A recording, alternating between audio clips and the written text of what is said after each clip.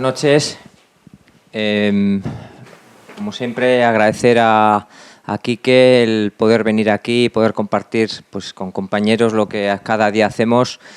Yo tuve la suerte de vivir en un piso ya de estudiante con personas del vóley y de baloncesto, y en aquellos momentos la verdad es que en fútbol estaban muy pobres de conocimiento comparado con otros deportes, y creo que fui lo suficientemente listo para pegarme a ellos e intentar aprender lo máximo, ¿no?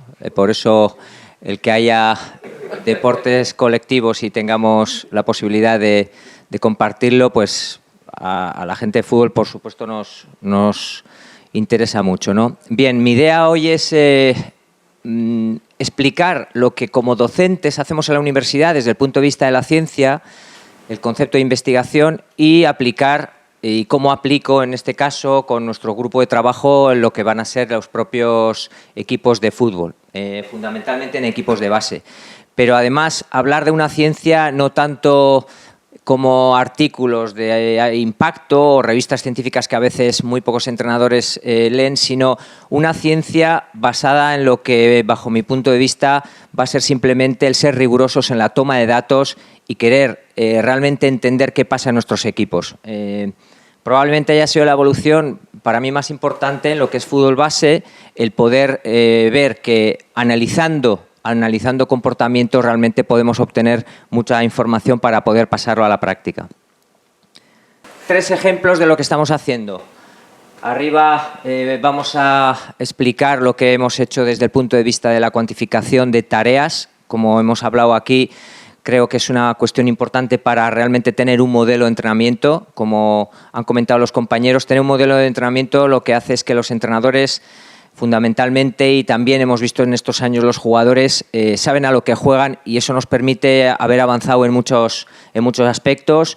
Otro contenido más basado en lo que son tesis doctorales en relación, por ejemplo, a análisis de juego de alta competición con tecnología de alto nivel, como son los Prozone actualmente, MediaCoach, Amisco, etcétera. Y por último, lo que nosotros estamos viendo como una manera de intentar entender qué tipo de estrategias verbales tiene que tener un entrenador a la hora de dirigirse a los jugadores. Y eso desde el punto de vista de la ciencia, en principio, como vais a ver hoy, lo único que hacemos es tratar de entender qué es lo que está pasando en los entrenamientos y hacer consciente al entrenador de qué tipo de mensajes está dando. Bien, en primer lugar, en esa parcela fundamentalmente de tesis doctorales y de investigación, vamos a decir, que después se publican en revistas de alto impacto y que, como he dicho, muchas veces los entrenadores ya ni siquiera acuden a ellas, lo que hicimos fue plantearnos realmente por qué hoy en día, que se juega en situaciones reducidas, en juegos reducidos, realmente la reflexión es en qué espacio se debía de jugar. ¿Por qué algunos entrenadores utilizan un 40x30 y un 6x6? Entrenar, pero siempre reflexionando sobre la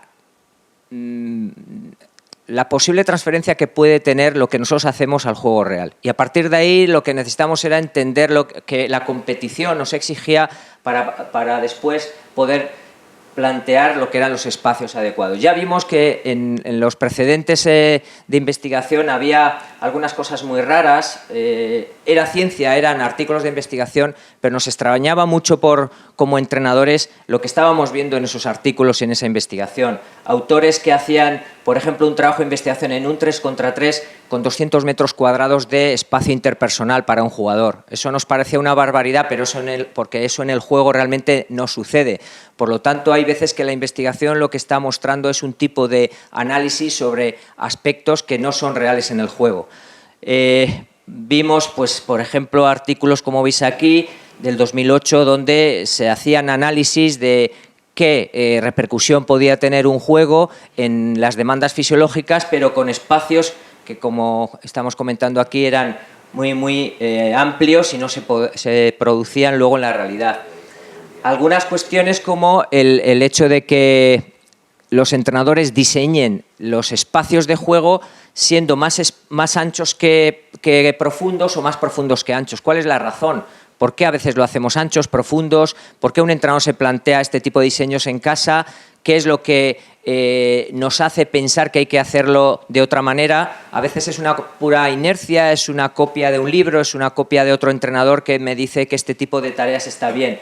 Pues la ciencia, en este caso, lo que queríamos era analizar seriamente lo que ocurre en los espacios de juego de alto nivel para poder tener algún criterio y poder definir mediante medidas concretas el diseño de nuestras tareas en formación. Bien, ya pudimos ver, por ejemplo, que cuando el balón se colocaba en el centro del campo, las líneas fundamentalmente de los equipos se colocaban en unos espacios donde se podía llegar a jugar en 35, 38 metros de profundidad, ¿vale? Y los 20 jugadores estaban metidos en ese espacio. Este tipo de datos ya nos empezó a mostrar lo que podía ser el diseño de un espacio para que los jugadores en formación pudieran acostumbrarse a jugar en un espacio que después le iba a demandar el alto nivel. Como podéis ver, y si alguno sois entrenadores amateur, si probáis a jugar en espacios tan reducidos, podemos ver lo complicado que es, precisamente porque hay muy poco espacio, las tomas de decisión tienen que ser muy rápidas y fundamentalmente es el oponente el que nos marca ese tiempo. Se trataba, por lo tanto, de intentar entender estos espacios y, dependiendo del balón dónde estaba, el poder diseñar algún tipo de tarea mucho más real a lo que nosotros estábamos practicando. A partir de ahí, lo que pudimos ver también en este sentido es que si nosotros utilizábamos las tareas reducidas simplemente como un facilitador del juego, o en este caso lo que hicimos fue utilizar las tareas reducidas como fases concretas para mejorar el comportamiento, por ejemplo, de salida de balón en los espacios que considerábamos que en alto nivel se podían dar. En este sentido, también se analizó el espacio que cuando se juega fútbol se coloca el portero en relación a la línea de 4 para poder diseñar, por ejemplo, espacios o juegos reducidos.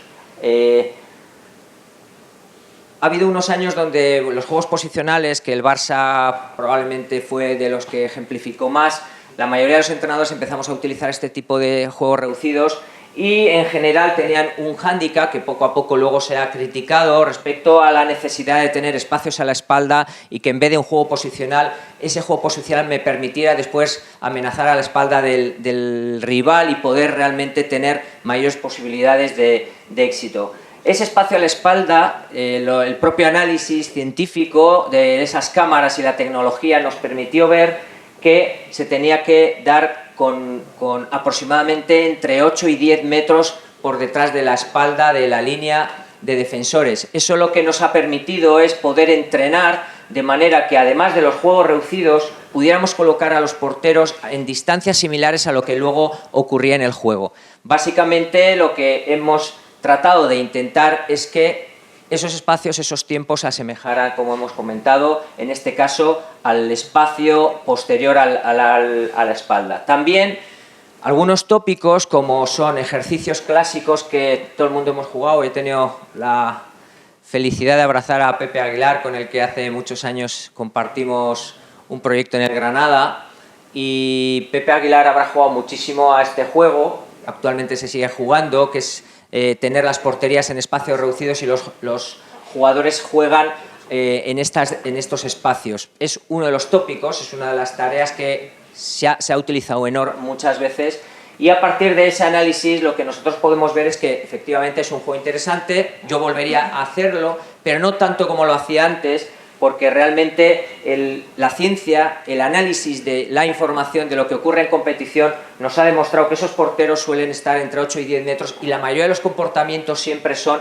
en esas distancias. Por lo tanto, la ciencia, lo que nosotros analizamos del juego, nos permite diseñar situaciones mucho más reales. En este caso, actualmente, por ejemplo en el Granada, nosotros en este caso lo que tratamos es de que este tipo de situaciones se puedan convertir en una situación donde es muy similar, pero el juego, el espacio de juego está en un espacio y las porterías están por detrás para que puedan asemejarse en lo que son pases interiores y, por supuesto, la distancia de chut.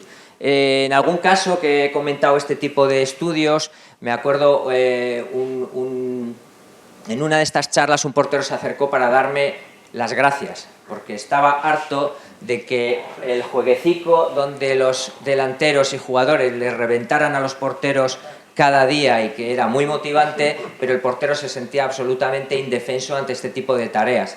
Bien, la cuestión es que hoy en día todas las tareas son buenas dependiendo de para qué las queremos utilizar. Esta tarea es muy buena para algunas cosas, pero realmente no es para lo que algunos entrenadores piensan que puede ser. Por lo tanto, ese análisis nos permite poder acercarnos poco a poco a este tipo de tareas. En este caso sería una similar donde el tiro es más real, donde la manera en la que el jugador puede estar defendiendo o atacando es más real.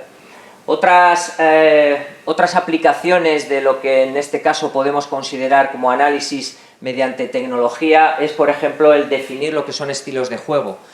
Los estilos de juego para nosotros, y los compañeros lo han comentado, para mí una de las conclusiones después de tantos años es que si tengo claro, además de un modelo de entrenamiento, tengo claro un modelo de club, pero además tengo claro un modelo de juego, ese modelo de juego me va a permitir precisamente tener claras las tareas, me va a permitir poder enseñar y me va a permitir dar a la técnica, como ha dicho antes Paco, darle sentido.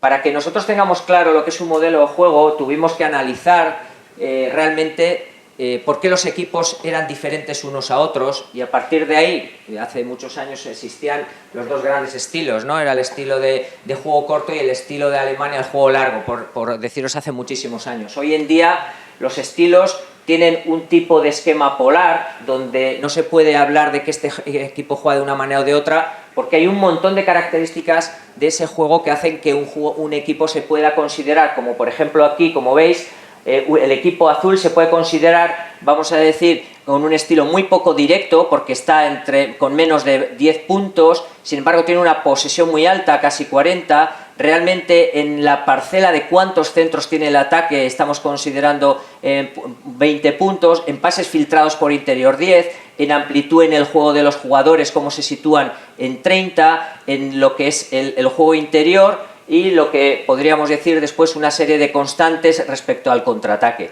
Al final un estilo de juego no es tan simple, tiene un montón de características, fases, y todo eso nos permite tener, como veis, un esquema polar que nos permita también poder ir diseñando en nuestros modelos de juego diferentes fases, diferentes medios grupales que pueden llevar a cabo todo este tipo de modelos. Pues bien, esos modelos también a nosotros nos han permitido, en este caso es un ejemplo del español, tratar de ver si el modelo de club, que en este caso se podía plantear como la necesidad de que la cantera tuviera el mismo modelo que el primer equipo, era un debate. Actualmente, no sé, en el Cartagena si os lo planteáis, desde el filial tiene que jugar igual que el primer equipo, la cantera lo tiene que hacer.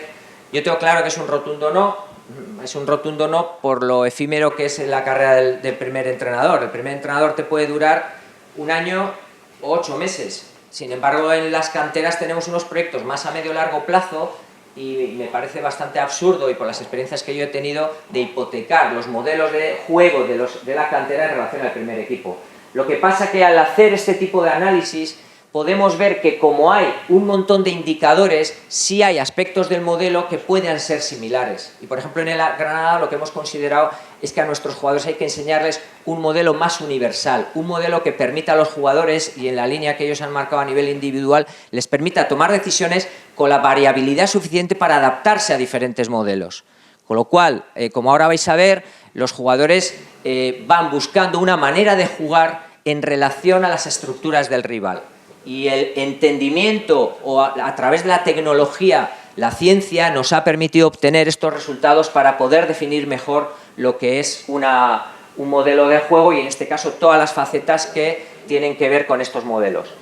De hecho, tengo esa frase que tiene que ver también con lo que ahora quería enlazar, que es yo creo que equivocada frase de que qué bien está trabajada esta cantera porque todos juegan igual. Hoy en día sabemos que el hecho de jugar igual tiene una serie de connotaciones que, tal como está el fútbol y cómo está evolucionando, no tienen mucho sentido. Sobre todo porque son muy predecibles, y nosotros lo que pretendemos es que mediante el entendimiento de todas esas fases del modelo podamos nosotros ir adaptándonos.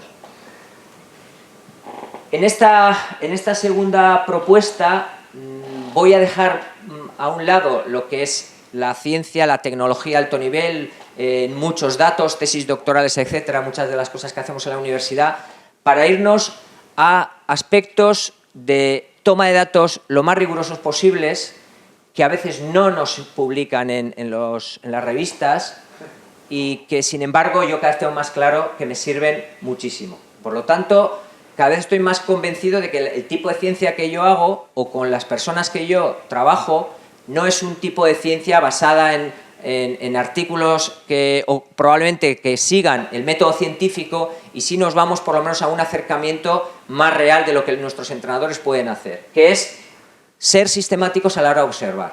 Tan sencillo como eso, pero os voy a poner algunos ejemplos de, en este caso, qué es lo que hacemos. Bien, uno de las inquietudes que se tienen, y para mí la ciencia nos debe de ayudar en eso, es: yo tengo un problema en el día a día, a la hora de entrenar, a la hora de formar, y ese problema, esas preguntas que yo me hago, voy a intentar resolverlas de alguna manera. En este esquema que veis ahí, tengo un problema que durante estos años hemos ido debatiendo, reflexionando respecto a qué medios, qué tareas son las más adecuadas dependiendo del nivel que tienen los chicos y chicas en el entrenamiento, ¿vale? Y cuánto de cada una de esas tareas debería de ofrecerse dependiendo del nivel y respecto al modelo que ya teóricamente hemos prefijado en el club. Por lo tanto, esto tiene una relación directa con lo que son las programaciones anuales y las programaciones que tienen que ver con cada una de las edades. Entonces, esta es la pregunta, y ahora yo me planteo si la ciencia me puede ayudar en este sentido. Llamemos de ciencia de una manera o de otra, esta toma de datos. Evidentemente ya hay autores, y es cierto que en las revistas científicas también están planteadas, como por ejemplo en este caso O'Connor, que ya trabajan sobre la observación de cómo se debe entrenar. Pues bien, este es un tipo de esquema de sesión, ¿vale? Si nosotros nos planteamos cómo entrenar y yo me tengo que plantear cómo diseñar todas estas tareas, podríamos decir que hay un bloque, aunque ahí no se ve del todo, un primer bloque inicial donde suele haber un tipo de circuitos motores con chavales de 10, 12 años, donde se trata de estimularlos con giros, saltos, etcétera. Muchos juegos, hoy en día la técnica, y en relación a lo que ha dicho Paco, cada vez nos gustan más, por ejemplo, los juegos, el cortahilos, el pilla-pilla, etcétera, porque en ese sentido estás haciendo una técnica de cambios de dirección, etcétera, pero siempre en relación a la adaptación, a un comecocos, a un oponente, etcétera. Esa primera parte, como sesión que casi se considera estándar en fútbol, sigue con un tipo de situaciones reducidas, casi siempre no contextualizadas en el juego. A partir de ahí se suelen pasar algunos juegos reducidos que sí suelen tratar de mejorar el modelo, y se acaba con el partido de aplicación. Esta puede ser la típica sesión estándar que yo creo que muchos entrenadores utilizan como sesión. Aquí siempre estamos intentando preguntarnos por qué, esta sesión qué tiene de bueno, qué tiene de malo, y fundamentalmente, bajo mi punto de vista, en qué edad, cuánto tiempo hay que dedicarle a cada uno de ellos. Por ejemplo, en el análisis que hemos hecho, viendo todo este tipo de datos, lo que podemos ver es, uno de los detalles que a mí me ha ocurrido es que cuando yo hago una entrevista de trabajo y me encuentro con un entrenador y le digo: ¿tú quieres entrar en el Granada? ¿Cómo eres? No, Luis, yo soy muy formador. Esa frase te la dicen todos, ¿no? Soy muy formador porque me gusta enseñar. Cuando tú tomas datos, rápidamente se ve el entrenador, qué tipo de tareas utiliza, y rápidamente ves de qué palo va. Por ejemplo, si en infantiles un entrenador está utilizando un montón de tiempo dedicado a las acciones a balón parado, están diciendo claramente que es un entrenador que sabe que eso tiene una repercusión brutal en lo que va a ser el rendimiento, y le importa muy poco la formación en términos de tomar decisión y de ser adaptativo a otros tipos de estructuras o juegos, y está fomentando un porcentaje muy alto de tareas que le van a dar un rendimiento inmediato, como son las acciones a balón parado. Pues esa toma de datos tan sencilla nos está ayudando año tras año a identificar, primero, qué entrenadores utilizan unas tareas y otras. Segundo, simplemente hacerles conscientes de lo que están haciendo, porque algunos de ellos no son conscientes, porque no llevan ese diario, esa toma de datos, simplemente entrenan por inercia: me gustan estas tareas, y entonces nosotros desde la coordinación de la cantera lo que vamos es ofreciendo una información, como ahora vais a ver, que les abre los ojos y a la vez podemos orientarles hacia el modelo de entrenamiento que nosotros queremos. Y es simplemente a base de minutos y tiempo que le dedican a cada una de las tareas y qué tipo de familias de tareas ellos utilizan. A partir de ahí nosotros clasificamos las tareas, esos minutajes, y es una manera bastante fácil de tener una visión organizada de cómo lo tenemos que hacer. En el Granada, concretamente, después de ver un montón de opciones, hemos optado por 7 familias de tareas. Todo entrenador del Granada, actualmente en cantera, cada vez que hace una tarea le tiene que dar estos 7, un término que entra en estas 7 términos que estáis viendo ahí. O hago una tarea amplia para entrenar el modelo, o hago una tarea reducida para mejorar el modelo, o hago una tarea de acciones a balón parado, o hago un juego reducido o rondo en la familia de esas características de no contextualizarse el modelo, 4 contra 3 con superioridades, a mantener posesión, a progresar, ejercicios y circuitos técnicos, ejercicios y circuitos físicos y juegos lúdicos. Los juegos lúdicos que siempre se utilizan y son importantes.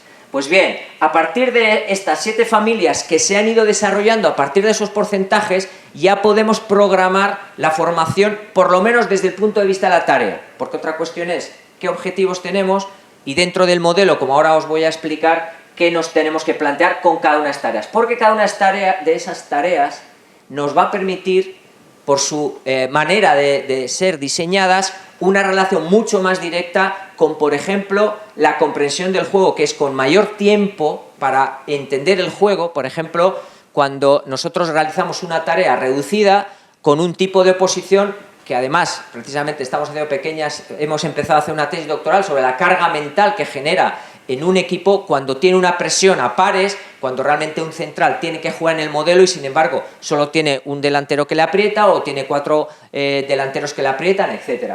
Todo ese tipo de características nos va a permitir ver, como veis aquí, un esquema de minutos que nos dan mediante esas familias los porcentajes de cómo se está desarrollando ese tipo de entrenamiento en cada una de las etapas.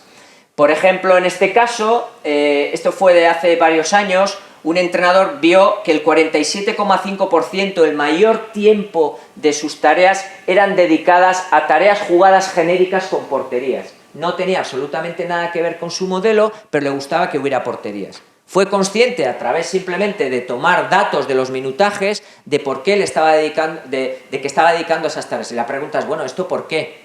Bueno, pues me gustan las porterías ya, pero son tareas no contextualizadas. ¿Qué te planteas tú con eso? No sé, me gustan. Bueno, pues vamos a retomar el que a ti te gusten para saber, primero, cada una de las tareas para qué te pueden servir. Por ejemplo, las tareas con porterías no contextualizadas en el modelo, es decir, que juegas un 5 contra 5 con 2 comodines, por ejemplo, en espacio reducido, como hemos dicho antes, pueden darnos lo que nosotros denominamos unos recursos en un juego caótico donde un central no está en su puesto, sino que le están presionando por detrás, cuando eso en el juego habitualmente ocurre muy poquito, pero consideramos que esas tareas están muy bien para ese tipo de mejoras. Sin embargo, por la experiencia que nosotros estamos teniendo en el club, hemos ampliado enormemente el porcentaje de tiempo relativo a tareas que tienen que ver con el modelo de juego. Y eso es lo que hemos visto que da todo el sentido a la mejora técnica, por ejemplo, que hemos estado comentando antes. Bien, los entrenadores, por ejemplo, en el Granada, en esta toma de datos, que más o menos científica, y nosotros no tengo ningún interés en publicarlo, para tener una revista, pero os puedo garantizar que nos está dando una información brutal. Lo que los entrenadores tienen es bastante libertad en el diseño de tareas, pero se dan unas pautas, tenemos unos rasgos estables en el modelo para que ellos entiendan que esos porcentajes tienen que cumplirse. Es decir, por ejemplo, aquí tenéis un bloque donde en la sesión 20 este entrenador ha colocado los minutos dedicados a ataque organizado, contraataque, reorganización defensiva y defensa organizada. Vamos a decir que son las 4 fases generales del juego. Pues bien, entrenadores que cuando ven los minutos que le dedican, cuando acaba un mes, te da un porcentaje de cómo tu equipo, o tú en este caso, le has dedicado muy poco tiempo, por ejemplo, a la reorganización defensiva.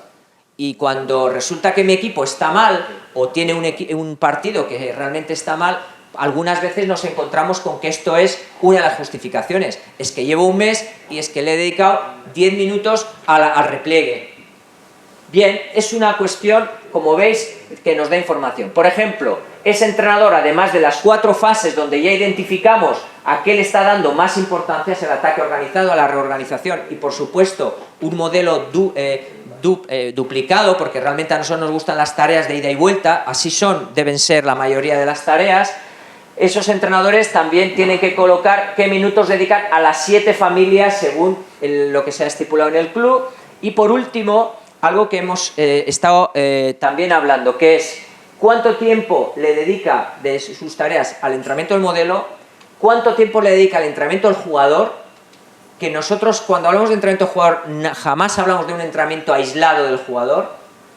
Y os pongo un ejemplo, puede haber un juego colectivo donde hay, por ejemplo, 2 comodines exteriores.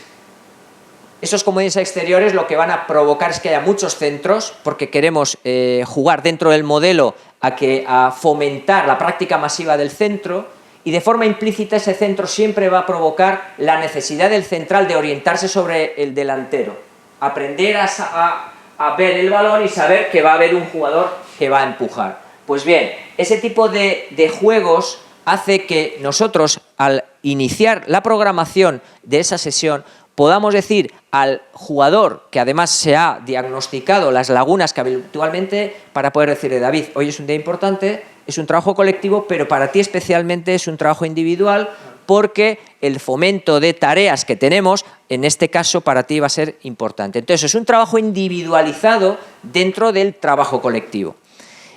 Hoy en día el entrenador, cuando diseña la tarea, diseña los conceptos tácticos, que en este caso son las intenciones que vosotros decíais. Nosotros en el club, para no equivocarnos, siempre lo marcamos en infinitivo. Cambiar punto de ataque, filtrar para superar línea, colocarse en el intervalo entre defensores, etc. Esas intenciones son las que dan sentido a la técnica. Todas esas intenciones tácticas que tienen cada tarea. Además, el entrenador en una esquinita tiene que poner esa tarea a nivel individual a quién va a reforzar. Porque tenemos delanteros, tenemos laterales, tenemos centrocampista, etc. Y en todo trabajo colectivo, por el tipo de práctica que se ha producido, siempre va a tener especial repercusión en algunos jugadores. Y ahí hay lo que denominamos entrenar al jugador, entrenar plan de club. Y a partir del cadete es lo que denominamos entrenar lagunas individuales. Es decir, mientras que un chico a los 12 años entrena trabajo específico, que puede ser individual o colectivo, a partir del cadete se ha hecho un diagnóstico de autopercepción del jugador que se le dice: Pepe, ¿qué crees que tienes que mejorar? Porque nosotros lo que hemos identificado es una cosa muy fácil. El jugador que se autopercibe erróneamente, es decir, no sabe realmente lo que hace bien y mal, que además es que es muy ilustrativo cuando ellos te dicen qué cosas hago bien y mal, y lo contrastamos con los entrenadores y te das cuenta que el chico realmente es que no entiende cuáles son los aspectos más importantes para que sea futbolista profesional. Se contrapone lo que piensa el jugador con lo que los entrenadores hemos visto, y a partir de ahí se genera un plan de acción que puede durar un trimestre si son aspectos tan sencillos como, por ejemplo, la orientación de los centrales, pero en algún caso son aspectos muy complejos. Es muy difícil que tengamos un Pepe Aguilar que tenga un pedazo de pase interior, por ejemplo, un golpeo con la zurda espectacular. Entonces, algunos de esos objetivos se pueden trasladar en cortos periodos de tiempo porque los consideramos que son muy agradecidos, pero otros son de muy larga duración. Eso puede también ser un indicador de por qué hacemos un contrato más a corto plazo o más a largo plazo con algunos jugadores. Algunos jugadores tienen lagunas individuales que necesitan muchísimo tiempo o igual no van a conseguir casi nunca. Suele ser, por ejemplo, los aspectos de tipo, por ejemplo, vamos a decir, de arriesgar en una entrada, el miedoso de turno. Ese tipo de jugadores suele ser complicado en algunos casos. Y luego está el talento de la calidad individual en tomas de decisión de último pase, por ejemplo, que eso, por más que entreno, yo personalmente todavía no he conseguido tener una fábrica de hacer pasadores de última línea, ¿no? Entonces, la ciencia, desde el punto de vista de tomar datos, tener resultados y a partir de ahí tener la posibilidad de poder entrenar. Fijaros en este caso, todos estos sectores a nivel individual nos permiten poder hablar con el entrenador y decir en qué línea va, qué es lo que realmente está ocurriendo, y desde el club, con la posibilidad de tener la estabilidad, por ejemplo en Granada, con 5 años, yo he estado en el Betis, he durado 18 meses, en el Español 10, en el Athletic Bilbao 2 y medio. Es que hoy en día ni en cantera duras, ¿no? Es decir, que está todo tan... Y es una pena, porque realmente estos procesos de formación necesitan años. Ahora una persona que venga a otro club, que cambie toda esta formación, pues al final creo que va en detrimento de los clubes, ¿no? Pero en cualquier caso os estoy enseñando una metodología de trabajo que, sin ser científica o que necesita un aparataje grande, consiste en que anoten todos los entrenadores los minutos que le dedican al tipo de tareas que lo tenemos estructurado, ¿vale? Todo eso, por supuesto, que nos permite diseñar cada día mejor las semanas. Las semanas en naranja serían cuánto tiempo le dedicamos al ataque, a la defensa, a las fases ataque y repliegue, ¿vale? Cuando perdemos el balón, a las fases de defensa organizada con contraataque, cuánto tiempo le dedicamos a los aspectos condicionales, porque a partir del cadete, lógicamente, hay una programación condicional. ¿Cuánto le dedicamos a aspectos más de tipo educativo o cultura deportiva, como son los hábitos, aspectos psicológicos, tan simples como utilizar chanclas en las duchas, o el fair play, el dominar el reglamento, el saber cómo aprovechar el reglamento, etcétera? Y luego este que veis en azul, que es lo que denominamos el plan anual, en cada una de las etapas que consideramos que se debe de enseñar. Entonces, yo hice programaciones hace muchos años como si fuera el cole, ¿vale? Cuando tienes 8 años tienes que enseñar a sumar, a restar. Ese tipo de programación hoy en día no me parece la más idónea. Lo hice, además en el Athletic Bilbao lo hacíamos por edades, etcétera. Hoy en día, desde los 6, 7, 8 años, lo único que hacemos es que jueguen a fútbol. Y el modelo de juego, el hecho de que aprendan a circular, que aprendan a filtrar, que aprendan a uno contra uno, es una manera de que tienen ya las intenciones tácticas claras, y me da igual que lo hagan con la izquierda, con la derecha, haciendo una ruleta, o progresando en conducción, o progresando con un pase. Lo importante es que este balón llegue de esta zona a esa otra. ¿Cómo lo haga cada jugador? No nos importa. Lo que ocurre es que a esos jugadores, y de hecho hemos tenido el año pasado un debate importante, algunos entrenadores sí les están diciendo cómo lo tienen que hacer, cuando realmente mi intención es que un medio centro, si yo paso a Pepe Aguilar un balón y él siempre tiende a girarse con la zurda hacia un lado porque se siente cómodo a eso, yo le tengo que obligar a que lo tenga que hacer para el otro, porque cuando tenga en el alto nivel la obligación, necesidad o los recursos para poder tener diferentes posibilidades, puede que solo se base en una. Nos pasa mucho con los chavales, los unos contra unos. Los críos que en el uno contra uno se van muy bien, aparentemente no comprenden el juego. Como siempre se han acostumbrado a irse rápido y se iban de todo el mundo, ahora hay que enseñarles a cuándo sí, cuándo no. O qué tipo de regate tienen. Siempre tienen un regate exterior hacia afuera. Pues hay que obligarles a tener un regate interior. Y a partir del diseño de tareas, como han explicado ellos, les vamos provocando estímulos erróneos hacia donde realmente les cuesta. Ese sería el plan anual. Enseñamos los modelos, que aprendan a jugar, pero aparte, en esos ejercicios un poquito más analíticos, que hay una parte que ya hablaremos, Paco, porque a veces necesitamos un poquito de analítico, fundamentalmente porque nos permite mucha repetición, ¿vale? Pero sin más, sería la parte biomecánica que habría que saltar luego con los oponentes. Para acabar, me gustaría enseñaros otra manera de aplicar la ciencia, y precisamente no es la ciencia de las revistas de alto impacto. Y aquí con mis compañeros hemos aprovechado muchas horas, muchos días sobre lo que es el análisis observacional, observar el juego y a partir de ahí sacar información. Bien, os voy a poner, si puedo, que creo que sí, esto que estamos hablando como modelo. Bien, los jugadores del Granada saben que tienen que cambiar el punto de ataque y a partir de ahí intentar ver dónde está la oposición, pasa a portero y dónde está, quién salta, 1-2. Cuando ya liberamos, ahí tiene que haber un pase interior. Y este jugador, lo que se le enseña es estar perfilado para ganar ese terreno, ¿vale? Esto que puede ser un debate, es decir, hay que enseñar a nivel táctico, hay que enseñar a nivel táctico a niños de 8 años, porque supongo que muchos habréis escuchado este paradigma de primero le enseñamos, lógicamente, a moverse con el móvil, que sí hay una fase, evidentemente. A veces los niños hoy en día del fútbol están entrando a las escuelas a los 4 o 5 años. Lo único que haces es atarle los cordones. Ahí sí hay una parte donde hay recorridos con el móvil, etcétera. Cuando hemos pasado esa primera, segunda fase, donde ya podemos relacionarnos un poco con el balón, todo lo demás es a base de tratar de entender el juego. Y que teniendo ese modelo de juego y tratando de entender eso, todo lo demás es lo que tiene sentido. Pues bien, la observación del juego, lo que simplemente, sin tener muchos datos, a mí me permite poder enseñar a estos jugadores hacia dónde queremos ir con ellos, ¿vale? Vamos a ver algunas situaciones, por ejemplo, como veis aquí. Yo juego un modelo, pero todo depende de qué rivales me saltan. Nosotros no les enseñamos a circular el balón, les enseñamos a circular el balón dependiendo de la estructura del rival. Y cuando ya no hay una línea, efectivamente hay progresión, y aquí lo que se denomina fijar y pasar. Si yo progreso, alguien se ve fijado y por lo tanto alguien se ve liberado. Son intenciones tácticas, son conceptos tácticos. Y la técnica se puede llevar a cabo a nivel individual y aparecen también los medios grupales.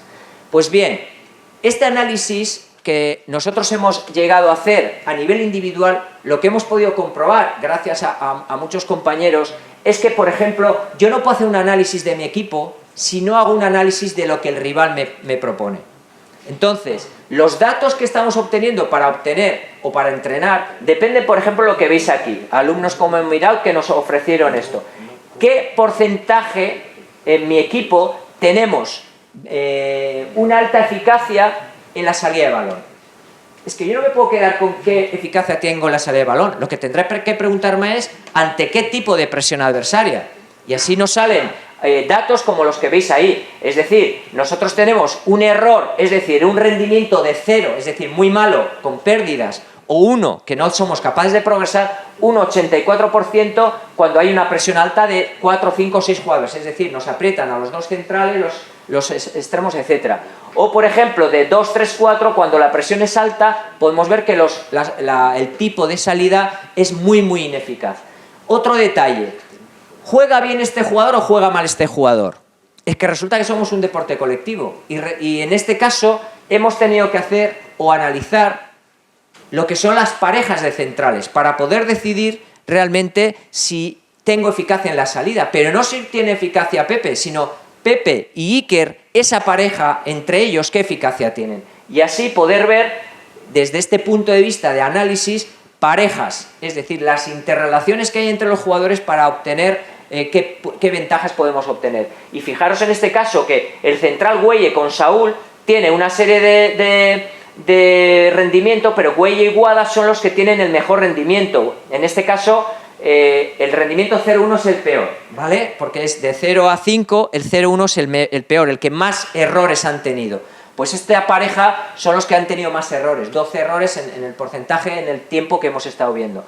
Básicamente, la idea es que la ciencia no es algo solo para profesores de universidad, la ciencia no es algo para nuevas grandes tecnologías, grandes presupuestos económicos. La ciencia simplemente es para aquellas personas que de forma rigurosa quieren tomar datos para obtener información, para tomar decisiones, tanto en el entrenamiento como el diseño de las tareas o en este caso, como veis aquí, para poder fundamentalmente hacer las alineaciones, ¿no?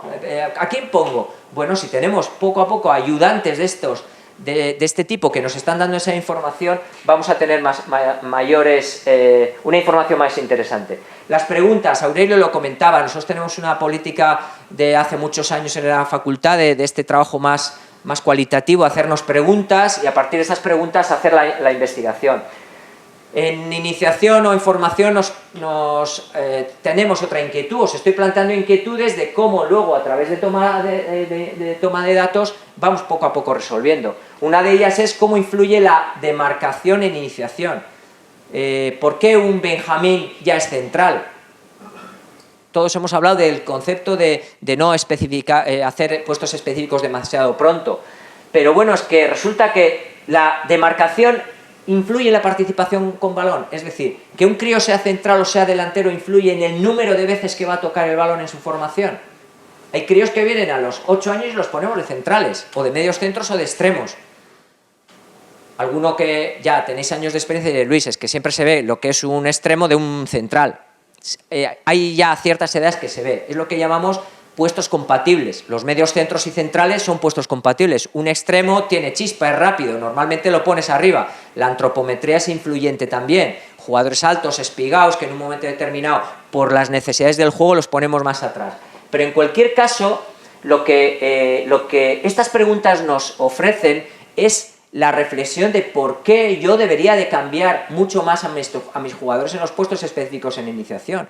Nos estamos encontrando con cosas tan interesantes como que cuando un delantero toca 9,4% veces el balón en relación a lo que, por ejemplo, toca un central o puede tocar un medio centro.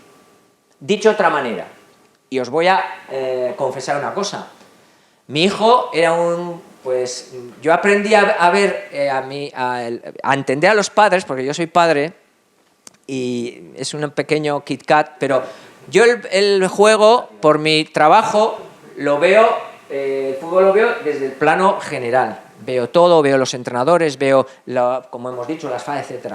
Cuando juega mi hijo, no veo nada. Veo un cono así y veo a mi hijo. Es de la leche. No ves otra cosa, solo ves a tu hijo. ¿Y qué piensas? Coño, mi hijo estaba desmarcado y no lo han pasado. Y ve a papá y dice, coño, mi hijo estaba en el primer palo y han pasado al segundo.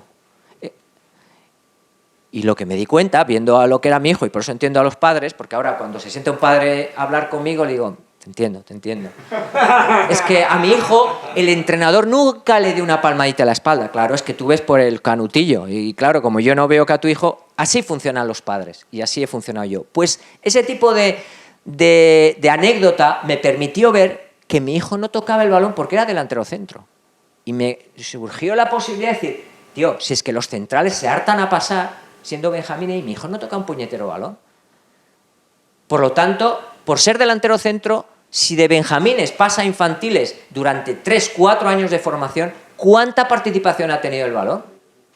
Entonces, ¿qué ocurre? Que uno dirá, es que los delanteros tocan menos, ya, pero es que yo no sé si mi hijo sea delantero, extremo o medio centro. Pues bien, esas preguntas que tenéis, que son, en este caso, fruto de una anécdota como padre, pues lo que proponemos desde este punto de vista, ¿no? La gente que estamos hoy aquí, es que lo paséis a un Excel, pongáis minutos, hagáis pequeñas, vamos a decir, recogida de datos que a veces no hay por qué publicar, pero sí que, sin embargo, te están dando una información brutal. Y en este caso, fijaros que en este estudio lo que se ve es claramente la necesidad de, por lo menos, si yo voy a competir de esa manera, por lo menos en los entrenamientos, que mi hijo esté de central. O por lo menos que tenga la posibilidad de tocar 1000 veces más en esos pases, o que en los juegos reducidos no solo esté delantero centro. Porque realmente la participación con el balón, fijaros la diferencia que tiene, y si eso con una visión de una formación más larga, pues fijaros lo que puede pasar.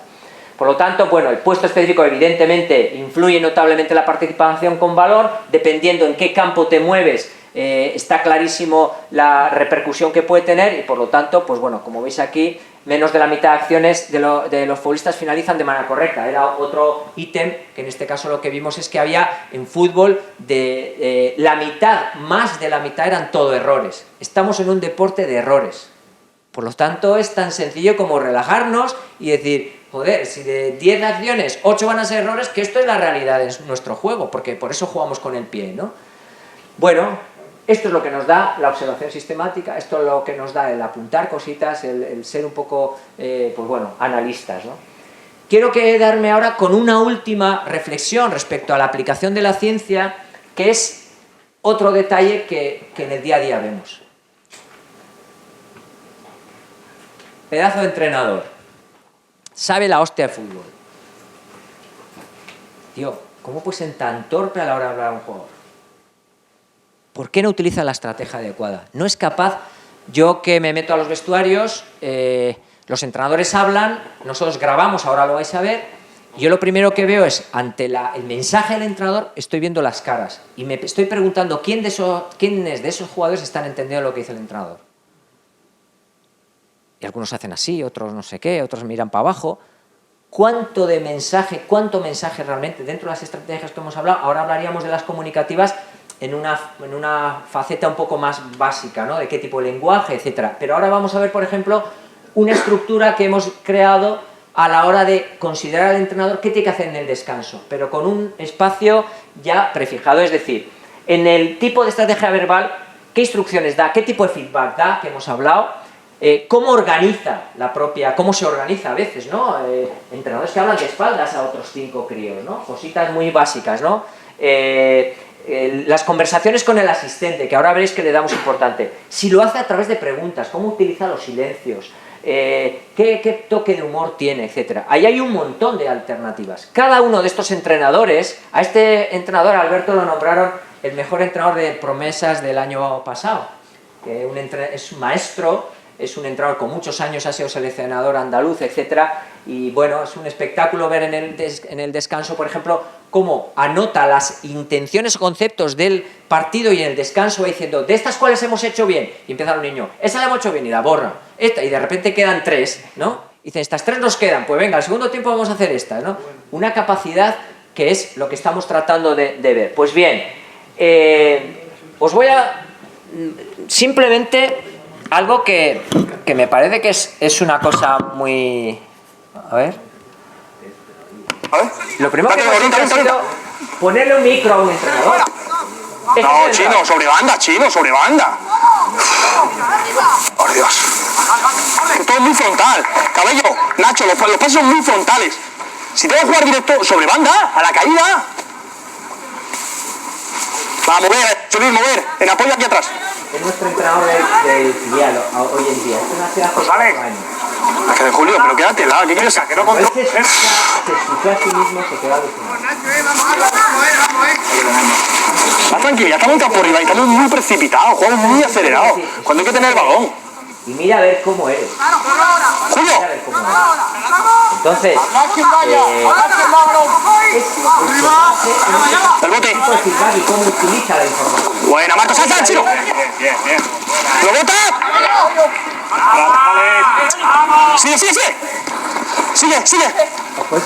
Sigue. Me voy a cortar un poco. Va a darte fuerte, Dani. A ver. Lo único que quiero orienta. Con esto es que, lo primero, vamos a ver cómo soy y qué tipo de información doy. Igual que hemos hablado de los jugadores, vamos a hablar con los entrenadores.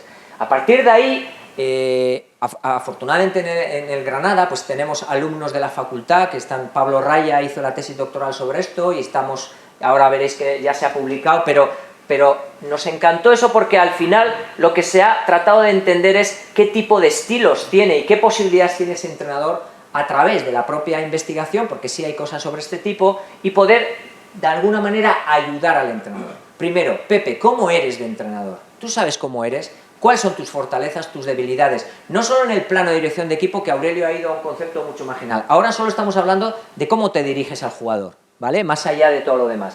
Entonces, pues primero tenemos que analizarnos así. A partir de ahí, entre las tareas o en el staff, ¿cómo paro las tareas? ¿Qué preguntas individuales hago? Etcétera. Vamos a ver uno que es muy interesante, pero con niños pequeñitos, ¿vale? ¿Qué cosa te invento? ¿De un año? Que tenemos como sobrino. Vale, bien. ¿Realidad? Que al principio ya muy nervioso. Estábamos luego muy rápido. Correcto. ¿No? Tiene que tocar más. Hay que tocar más, Raúl. Dime, no te olvides. ¿Habéis hecho qué? ¿Habéis hecho el paso?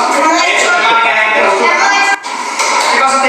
Yo me quedaría primero con que estos críos que son benjamines, a lo primero que se han acostumbrado es que haya una cámara dentro del vestuario. A que ese entrenador, lo primero que se ha acostumbrado es que hay una cámara dentro del vestuario.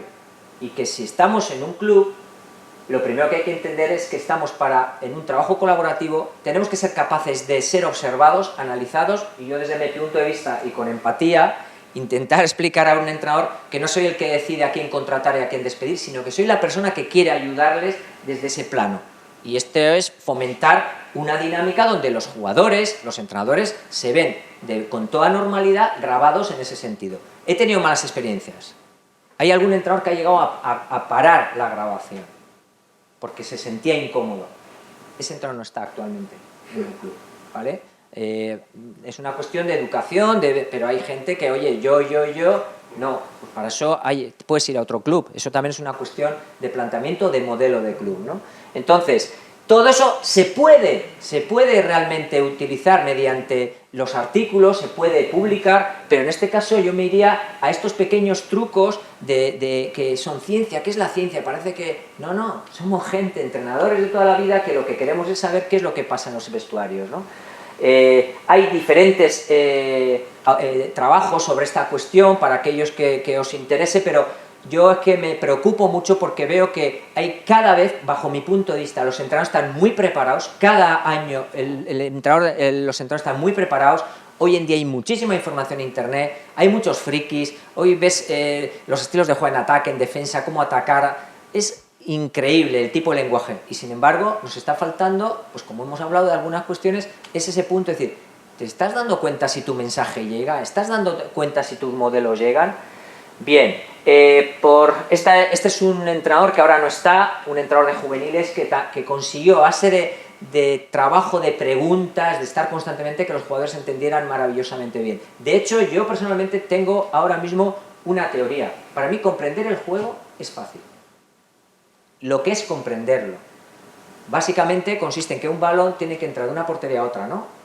Ahí llegamos. Por lo tanto, el balón, si aquí tengo a alguien, pues el balón me lo tengo que llevar ahí donde no hay nadie, ¿no?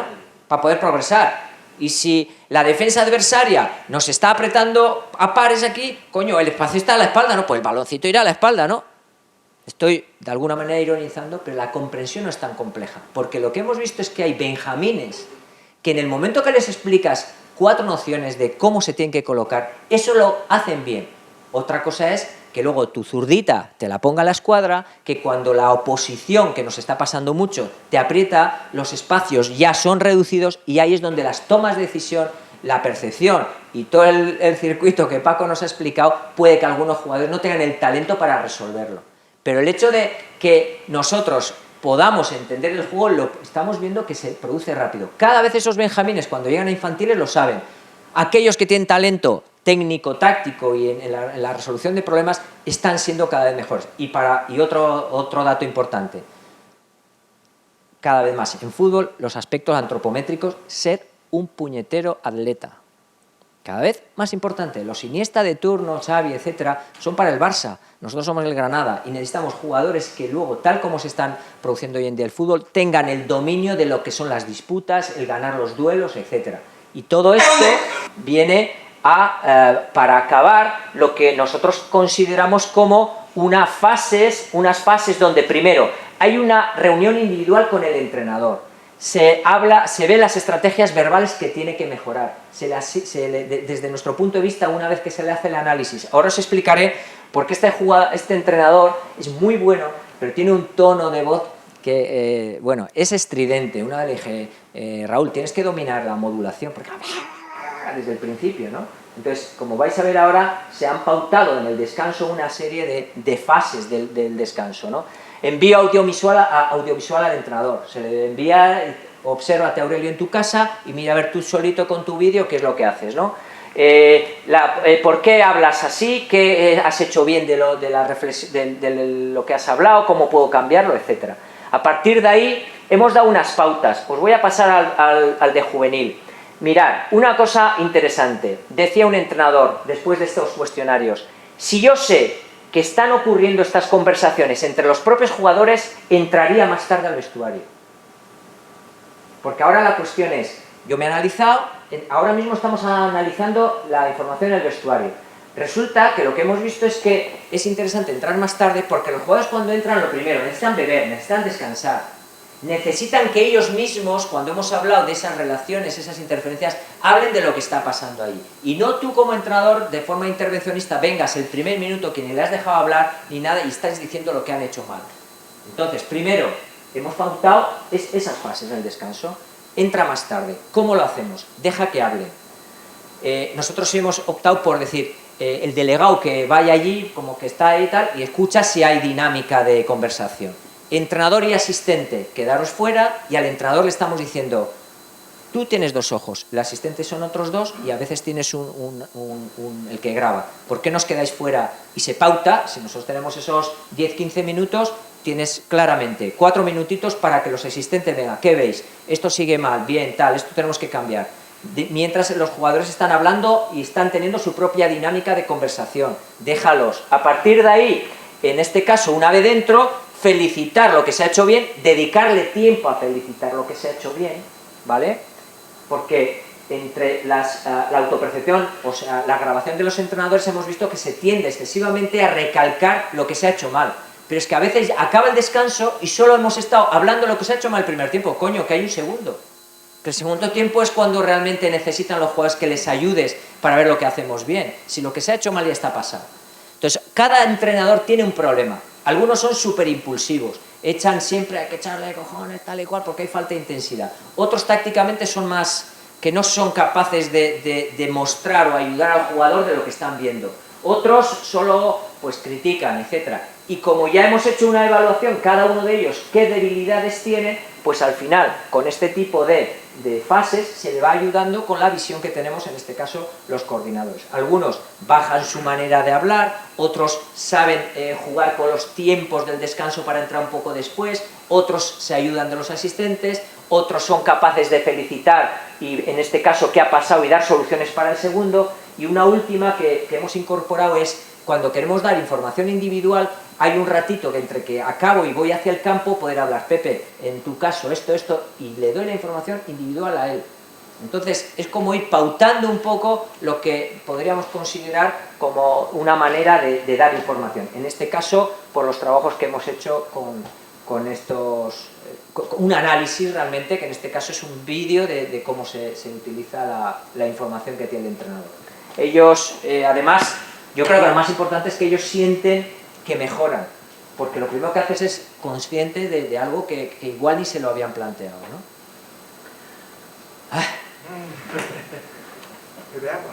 Sí, sí. Tengo una pregunta. Sí.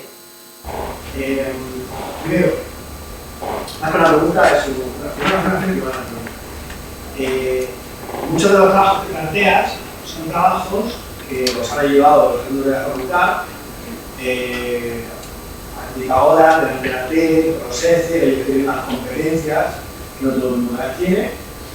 Y lo que quiero transmitir a este foro es que en Murcia existe una facultad de deporte y hay gente que estamos dispuestos a ayudar. Aquí en Cartagena somos más hábiles y muy rápido, nos lo ha pedido y nosotros estamos para ayudar, para dar ese aporte. Si nosotros como facultad, los estudiantes como estudiantes de facultad están dispuestos, siempre y cuando, desde las federaciones, desde el equipo, desde el Chile, a hacer un cambio. Que yo sepa hasta ahora, y esto puede ser que muramos de éxito, pero hasta ahora toda la gente que ha venido a nuestro grupo ha recibido ese apoyo pequeño, son pequeñas grabaciones, que dan mucha información y que ayuda mucho a acercar al ámbito universitario, al ámbito científico, al ámbito aplicado. Para nosotros es muy importante que nuestros estudiantes estén con nosotros.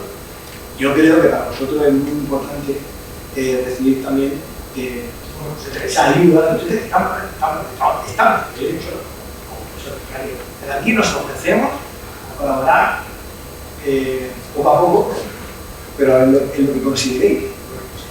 Bueno, conozco a Pepe, más representante del Cartagena, ¿sí?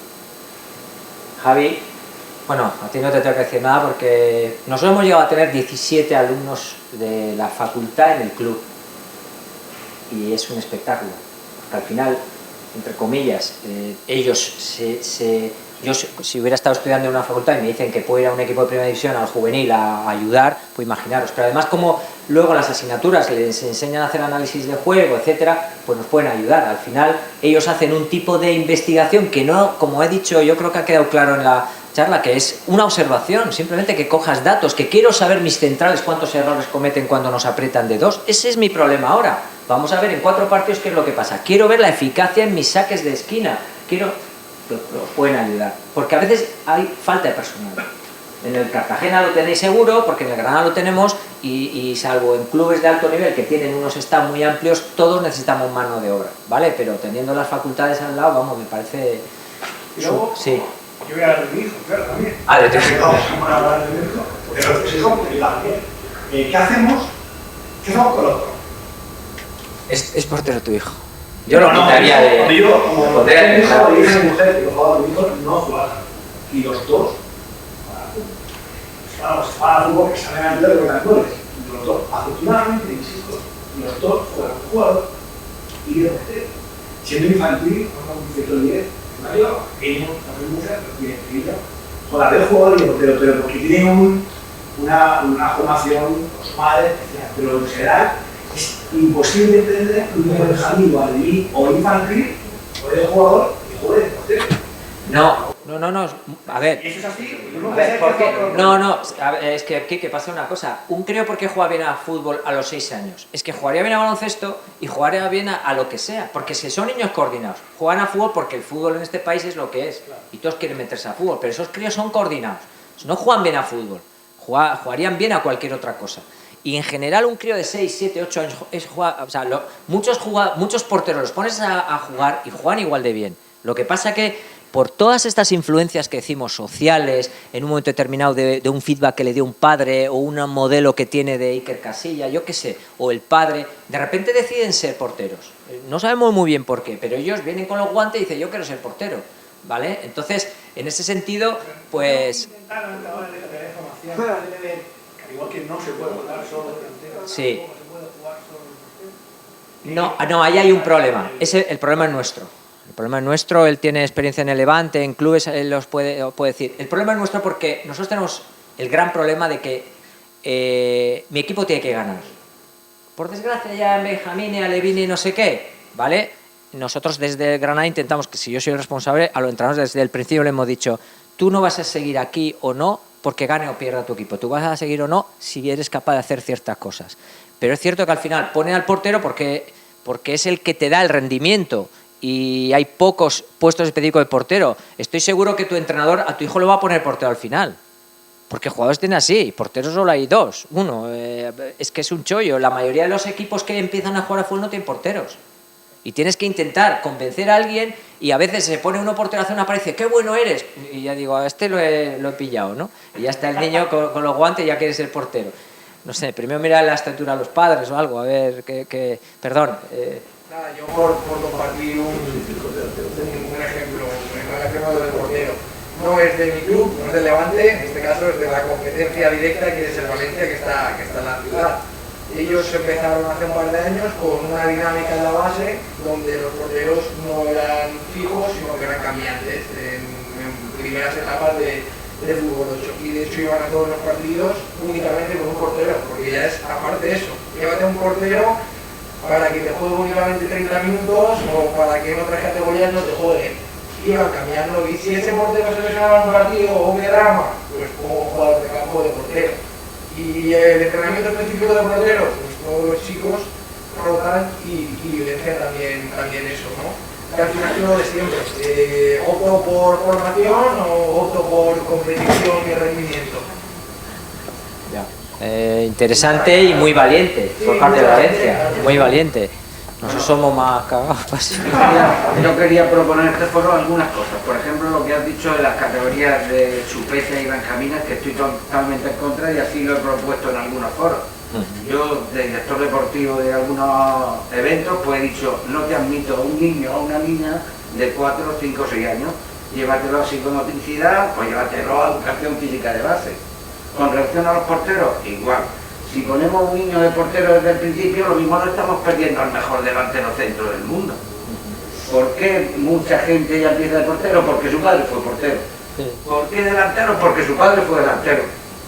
Entonces, desde estos foros, como tú bien proponías, decir, bueno, no hay escuelas de fútbol con 4, 5, 6 años. Hay escuelas de educación física de base y escuelas de psicomotricidad porque lo mismo no estamos perdiendo el mejor voleibolista del mundo o el mejor balonmanista del mundo, que aquí en Cartagena, por cierto, no tenemos entidad para otro deporte porque el fútbol es mayoritario. Entonces, nosotros, por ejemplo, en la facultad, a la gente lo que le decimos es, cuando estás en una escuela con niños de 4 años, aprovecha el tirón que tiene el fútbol para traértelo a tu sesión y en esa sesión lo que le va a poner son unas canastas, unas redes, que juegue con la cabeza, con las manos, no sé qué. Aunque, es decir, al final se trata no de hacer educación física, ellos quieren hacer algún deporte y quieren ganar, él lo ha explicado claramente. Las reglas son, tengo que ganar al adversario. Yo creo que muchos hemos tenido muchos años de esa duda, tal. Al final, los críos quieren ganar. Bueno, pues el deporte, los juegos deportivos reglados son una maravillosa posibilidad de que sean después grandes deportistas. Ahora, educación física de base, tal. Yo aprovecharía el fútbol porque vienen y al final los tienes enganchados haciendo deporte. Ayer recibí un email a ver si en el Granada teníamos... Era un niño de 3 años y yo le digo, ¿para qué quieres estar un niño? Pero bueno. Pero si es que al final tenemos la famosa frase cuando empieza tan temprano, papá me desapunto. No, claro. Pero se apuntará al vóley luego. Veremos. Y hay tráfico. Es muy interesante estudiar el tránsito que va a haber, porque al final el tránsito de gente que... El famoso papá me desapunto es porque estamos fallando en muchos aspectos. No, porque ya empiezan a sentirse no competentes. Cuando empiezan a sentirse no competentes, prueban otra cosa. Vamos, mi hijo os he dicho que juega fútbol, pero mi hijo ha hecho tenis, ha hecho Krav Maga, que un día dice, voy a hacer Krav Maga, ¿qué? No sé si alguno sabe lo que es un arte marcial, vamos. Entonces, pues bueno, que sintió que en el fútbol no iba, porque no era el mejor, porque ya empezó a tal y quiso ir a otro sitio, en el tenis iba muy bien, pero luego... Al vóley llegan con 16 años. Cuando ya están... No competentes en el resto del ¿Alguna cosilla más? Es que algunos los convierten en campeones del mundo. Los americanos tienen campeones del mundo que empezaron a jugar con 16 y 18. No tienen el high. Por eso la especialización esa también en los deportes antes, si es que no es conveniente. Sí. Bueno, pues a mí me ha gustado muchísimo la charla. Estaba pensando en muchas cosas que tengo que hacer en mi club. Y te quería preguntar que me ha surgido a partir de la evaluación que has hecho del rendimiento por parejas, ¿no? Los centrales me parece que eran.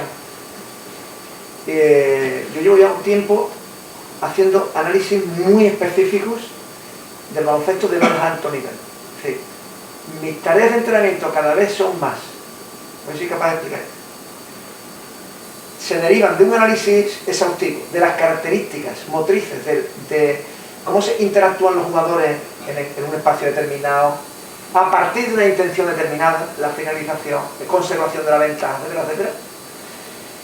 Y cuando ya tengo claro qué es lo que quiero que consigan, una vez que haya llegado un proceso de años, empiezo a desgranar hacia atrás, o sea, por dónde tengo yo que empezar para llegar aquí. Porque el otro día estábamos en una charla, algunos de los compañeros que estaban aquí, en un clinic de minibásquet, las etapas más básicas del baloncesto, del entrenador de ACB.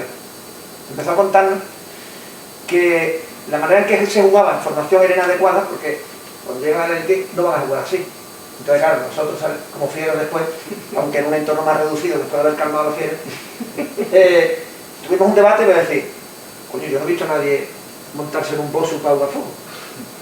¿O tú lo has visto alguna vez jugando en el fútbol lo alto en un bosu? Y sin embargo, hay veces que te montan en un bosu porque tienes que hacer cosas que son necesarias, pero luego puedes llegar a hacer determinadas acciones específicas. Y entonces te pregunto, ¿vosotros hacéis ese tipo de análisis? Porque te voy a hacer unas cosas espectaculares. Pero hacéis ese análisis exhaustivo de las características de las conductas, no de la interacción de ¿es efectivo o no es efectivo? No, sino de por qué es efectiva la conducta motriz y qué tipo de rasgos tiene esa conducta para tener el modelo, porque el modelo no es el modelo de juego. Coño, la gente en el modelo de juego colectivo, esto pasa en casi todos los deportes, supongo que el fútbol también. Al final falla porque el que tiene que hacer la conducción no lo hace bien, porque el que tiene que hacer el pase no lo hace bien, porque el que tiene que proteger el balón no lo hace bien, porque el que tiene que hacer un control orientado no lo hace bien. Y sin embargo, cuando el Xavi y el otro le llegaba un tío, tenían el tío por el cogote que tú no sabías cómo lo habían visto, se orientaban hacia el lado donde no estaba el tío. Y tú decías, bueno, entonces, ¿eso se estudia en el fútbol hasta ese detalle? Se estudia, pero yo no creo que ahora... A ver, nosotros no tenemos recursos ni gente para poder hacer eso. Por ejemplo, nosotros ahora estamos trabajando en ese plan de club, enseñar a los delanteros y a los centrales lo que es el cuerpeo. Hay pequeños trucos, por ejemplo, que en baloncesto, por ejemplo en balonmano, tú agarras, sueltas y no te quitan. Entonces, por ejemplo, pero tenemos 3 detalles, y el fútbol está lleno de, tendría que ver qué tiene que hacer el lateral, cómo se tiene que colocar. Entonces, cada vez más se va al detalle, es decir, si la comprensión de táctica no es tan complicada, las decisiones son las más importantes, luego sí podemos ir avanzando en cada puesto específico. Y la verdad es que no hay tantos comportamientos en cada puesto específico. Puede haber 8, las más importantes. Si yo hablo de un medio centro, un 10, que tiene que hacer, lo importante es saber cómo perfilarte cuando realmente tienes los espacios, si yo puedo tener un 1 contra 1, si tengo que tener un tiro de larga distancia, qué tipo de centro puedo tener. Y, por ejemplo, como estamos viendo a nuestros jugadores que no dominan por ejemplo, hay un vídeo muy bonito de Gallagher con Lukaku. Lukaku es en pedazo... Y explican cómo cuando tú tienes un delantero grande, que me imagino que los pivos y tal, vosotros tenéis maniobras, cómo realmente el propio delantero a ti te marca el cuerpo, te gira aprovechando, pivotando en tu propio cuerpo. Entonces el central ante un jugador grande tiene que separarse, dejarle que reciba y luego defenderlo por detrás. Cada vez vamos más a maniobras muy particulares de un duelo concreto, de un delantero con un central, etc.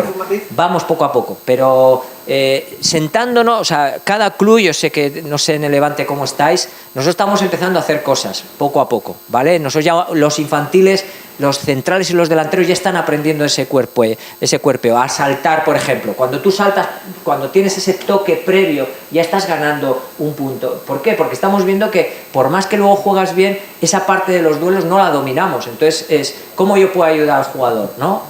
Se está estudiando, pero muchas de las cosas que habéis visto aquí, para mí lo más importante en el fútbol no es que tengamos ideas, sino que le demos continuidad al trabajo para que se cubra durante un año cientos de horas haciendo esto, no porque lo hagamos 4 veces, ¿me entendéis? Y eso, por ejemplo, todavía nos falta. Decía esto por una cuestión que quería compartir con todos los compañeros que están aquí.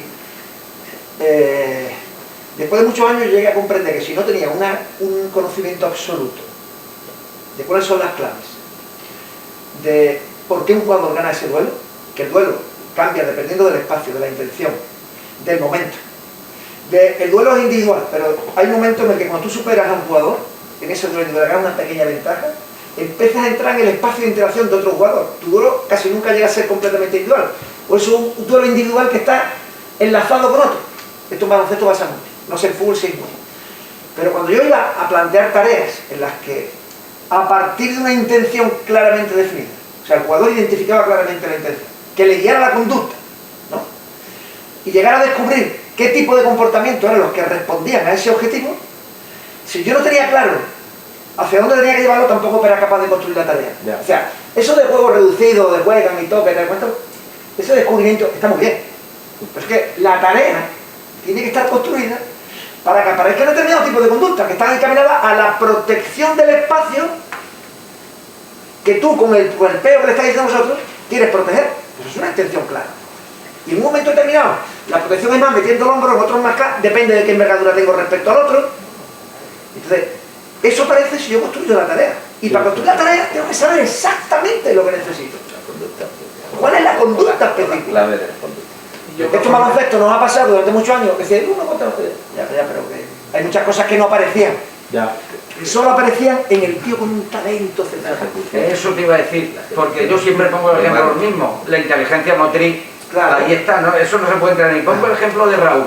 Raúl no era el mejor regatador, no era el mejor velocista, no era el mejor tirador, sin embargo, siempre sabía dónde iba a estar el balón, en qué momento de marcarse, y eso no se enseña, eso para ser número 1, ahí estaba Raúl.